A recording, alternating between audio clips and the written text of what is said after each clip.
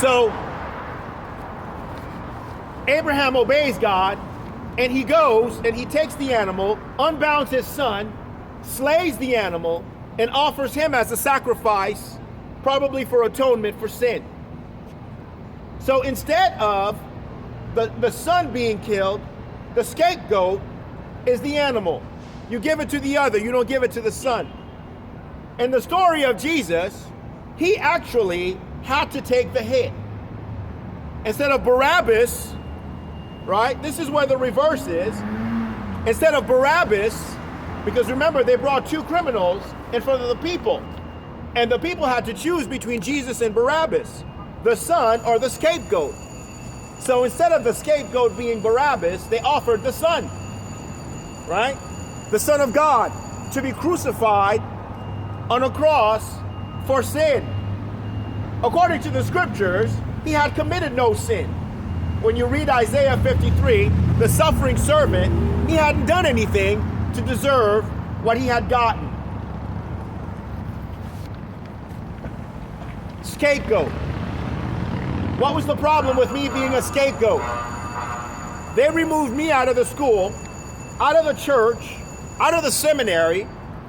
For what purpose or reason? So that others like Jonathan Zabo and Alan Paul could perhaps advance in marriage, ministry, leadership. I was the guy that apparently was in the apartment who signed up for it, and they took offense at that. Easier to remove him, put him in the world of hurts, and then have them step up for the master's seminary as the graduates. Help them find women, marry, have children, and so on and so forth. So that was the church side. Instead of putting me back in the world where I was at working, somebody took me and put me under the homosexual community, put me under the LGBTQ community, took away the job, took away the home, took away the liberty, took away the respect, and turned me into a scapegoat. 24 years, Guy Franklin's sons and daughters had plenty of opportunity to marry, have families of their own, while the LGBTQ held me back. So whatever was due to me as an American went to them. How? I don't know. I don't know the system of the LGBTQ. What they take away from the straight man and how it's translated in the gay community or the Haitian community, I do not know. But I know, though, that I've been held back. I've been the scapegoat for the last 24 years for grace and for this Haitian family. As a result of it, last night, somebody decided to electrocute me. I fell asleep about 10:30, woke up about 12:30, being electrocuted. Why? Why did I need to be electrocuted? Because I said that I was a scapegoat to these two groups, the Haitians in the east and the MacArthurs in the west, southwest. Who is it that electrocuted me? When I walked into the police department and spoke to the woman at the desk, I said to her the last time I was electrocuted was in 2000 when I was down in Salem, Oregon, in the south here. And the day that 9/11 occurred, I was electrocuted in my bed or on the mat where I was sleeping at the Union Gospel Mission of Salem. They wanted me to leave, so they began to electrocute me. I'm not sure if I had preached that day, but I know that when I woke up in the morning, it was a scandal with the buildings having been hit.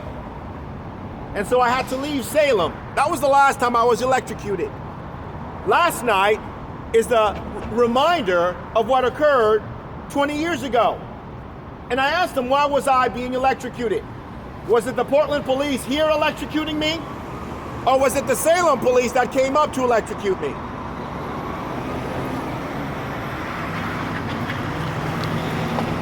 I think the last time I was here, I showed you that I had to use this to take away some pain from my mouth. Embasol.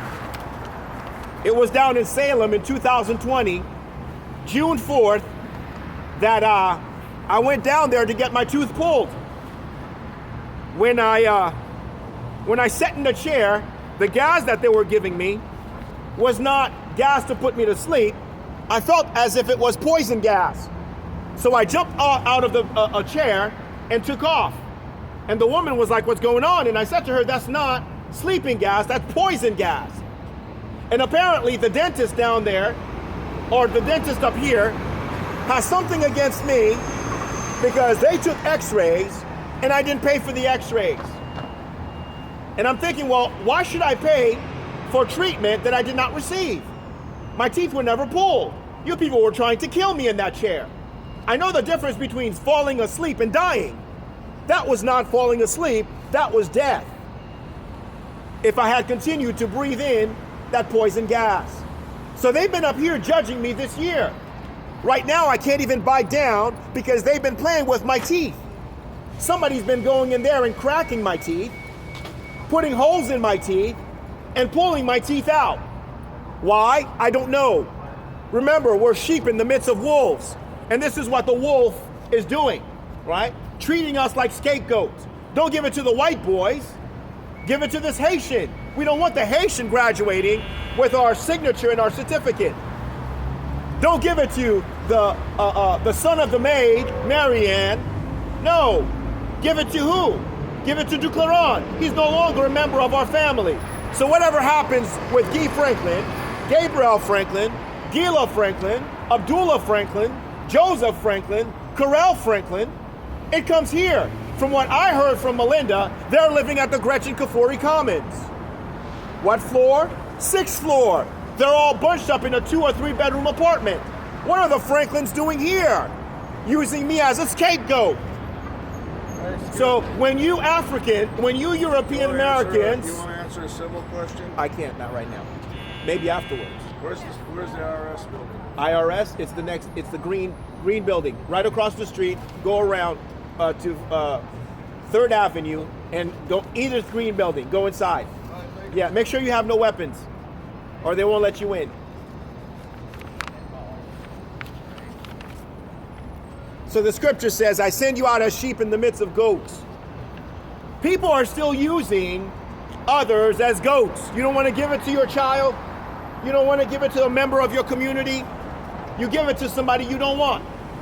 You see a pack of Europeans walking with an African, automatically you know that he's the scapegoat. You know that he's the one that's going to take that hit for that community. You go into a church and you see foreigners, Africans, Asians, Hispanics, internationals. 9 times out of 10, they're the scapegoat. They're the people who take the hit for the community that they're in. So what's on this sheet here this morning? I send you out as sheep in the midst of wolves. The first thing here is what? The fact that I said that I was a scapegoat. Secondly, I was electrocuted. What's number 3? Number 3 is housing authority. What's going on with housing authority? I called housing authority and left them a message concerning what? The application that I had filled out for West Shore Apartments. And I said to them, I'm not exactly sure what to do, but I'm not getting through. I was hoping somebody would call me from housing authority, but would you know it, nobody ever called me back. Why is it that housing authority at Home Forward does not call people back? What is it that housing authority in this Portland area, when you tell them that somebody's trespassing, they call you a liar. When you tell them you're being molested and your property is being damaged, they call you a liar. When you talk to housing authority and you try to set up an appointment, they tell you they don't want to set up an appointment with you. You got to have some kind of criminal background. Something is not right. Is this the marks of the wolf? Is the marks of the wolf to do what?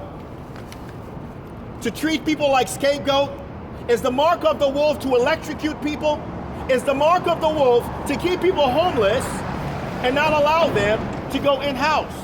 When it was time for Jesus to be born, what did the people say? I'm sorry, we have no place for you to be born here in the inn. So where did they put Mary and Joseph? In a manger with the animals. All of the disciples of that child, when grown up, were treated no differently. Even today in the 21st century. From the very beginning, the wolf, which is the devil, has been against the Christ, the Son of God.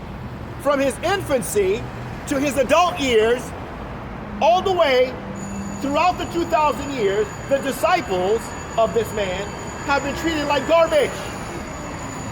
What else is the wolf doing? Why is it that we fill out applications for housing? Applications for housing. We give checks for $40, $50, $45. They ask us for personal information. We give it to them. And then they turn around and take the check, cash the check, or they take the check and they don't submit it in. They take the application, they put it in the trash. They burn it, they do something else with it because they're the manager. They've got the authority. They don't have to accept this application. They got the chip on the shoulder and the attitude. Is that another mark of the wolf? To keep the Christian in the street? To keep the Christian homeless? Jesus says the Son of Man has nowhere to lay his head. He didn't have anywhere to lay his head as an infant to be born, and he had nowhere to lay his head as an adult while he was doing ministry. And now it's the case for his disciples. So it was for the Apostle Paul, who was brutally treated and homeless. Another mark of the sheep, to treat you like a scapegoat, to electrocute you, to keep you from housing. You know, the Lord tells us to go into all the world, make disciples of nations, baptizing them, teaching them to observe all that I commanded you. And lo, I am with you always, even to the end of the age. Before I go there, I want to show you something. This is the list that Housing Authority has given to people when they come in to fill out application and to look for housing. Look at all these names of these apartment complexes, right? Building names: 72 Foster, 8 Northwest 8th, 12th Avenue Terrace, Alberta Plaza, Allen Fremont, Arbor Glen, Argyle Gardens, Beatrice Morrow, Beach Street, Buyer Court, Briarwood, Broadway Vantage. I mean, you've got how many pages here?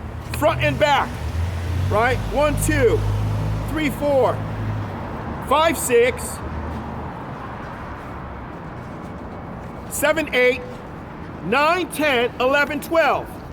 And there's at least 1, 2, 3, 4, 5, 6, 7, 8, 9, 10, 11, 12, 13 names per page, front and back, of housing places. If this is how one application is being dealt with, how many more $40 money orders and applications do we need to write for the rest of these, for them to be rejected and not accepted? From what I know, the apartment is still sitting there at West Shore Apartments, and they've got a grudge against me. When Catherine Magdalena was the manager there, apparently she didn't approve of me being a tenant anymore after 14 months, right? I couldn't stay past the lease. I had to leave. And so now the new manager comes in, which is Regan Smith, and she plays me the fool. She takes the application, she takes the money, but she doesn't take the risk of bringing me in. She's tight-lipped. She says she's waiting for my references to respond. I called the references and I spoke to them directly. They should have responded the same hour and the same day.